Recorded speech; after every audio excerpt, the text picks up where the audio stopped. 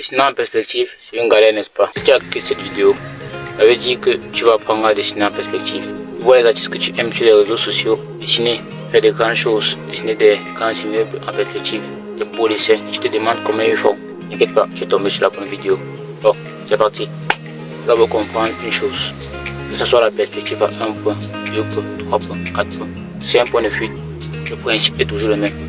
Car c'est juste de suivre les lignes de fuite. Je ne sais pas si tu me comprends. Prenons par exemple la perspective à un point de fuite. Les lignes de fuite convergent vers le point de fuite, c'est-à-dire ce qui est au-dessus de la ligne d'horizon. On peut l'apercevoir du dessous et tout ce qui est au-dessus de la ligne d'horizon, on peut l'apercevoir dessus. Donc la ligne d'horizon, c'est l'endroit où tu regardes, donc l'endroit où tu poses tes yeux. Je ne sais pas si tu me comprends bien. Donc pour l'observateur pose ses yeux, donc toi tu regardes la ligne d'horizon. Ne casse pas trop la tête avec ça. Les deux points de fuite, c'est tout la même chose. Donc ça permet de regarder les deux faces d'un immeuble par rapport à un point de fuite. Ça permet juste de regarder la face d'un immeuble. Ça dépend aussi de son angle de position. Donc les deux points de fuite te permet de regarder les deux faces d'un immeuble. Et ça dépend aussi des vues. Mais le principe c'est toujours le même. Donc retiens juste que c'est toujours le même, le principe est le même. Suivez juste les points de fuite. C'est juste la perspective à 3 points de fuite que ça devient un peu plus compliqué.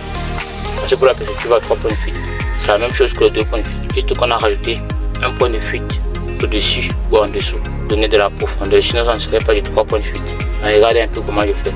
Je mets d'abord une ligne d'horizon, je mets 2 points des deux côtés.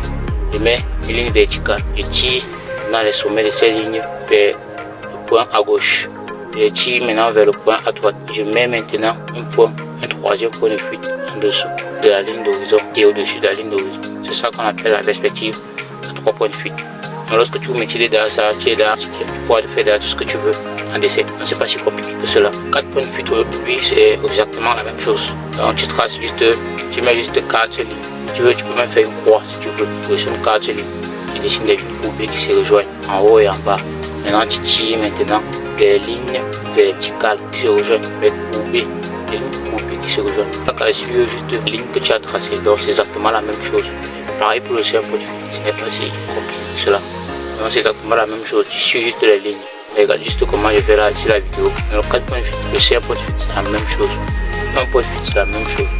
Cette vidéo ne sera pas très longue. J'espère juste que tu as aidé cette vidéo. Et dis-moi en commentaire si tu n'as pas bien compris quelque chose. Je referai une vidéo dessus pour mieux expliquer. À la prochaine. Ciao.